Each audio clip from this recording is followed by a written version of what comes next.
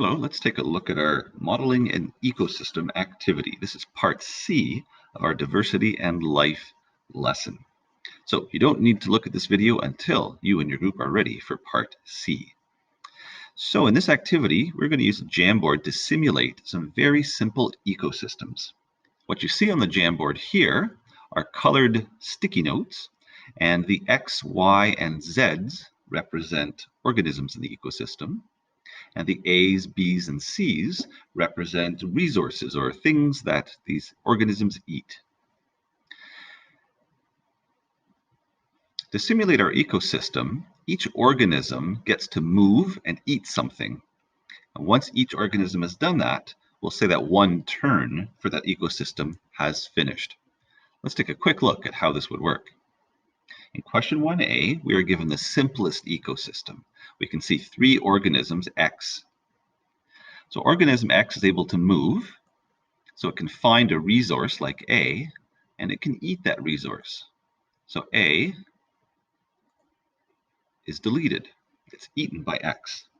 And what happens is organism X excretes a new resource, and we're calling that B. So that appears here beside organism X.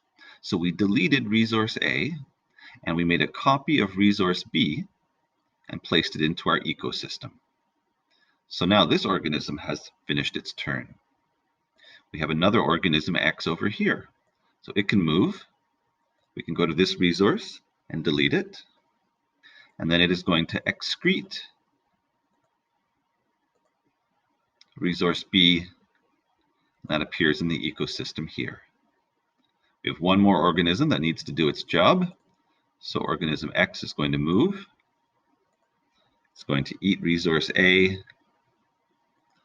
and it's going to excrete resource B. Each organism X has done its movement and made its action, so now one turn is finished.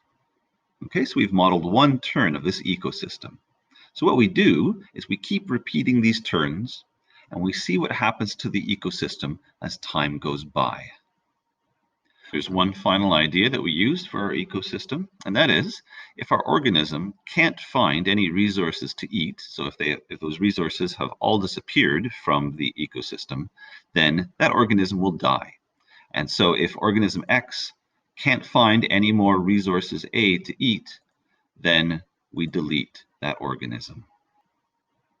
When you've completed a model of an ecosystem, so once question 1A is done and the ecosystem stops doing its thing, then in your handbook, draw your picture of the ecosystem in its final state. Okay, so this is how we make use of our Jamboard simulation in order to model how different ecosystems work.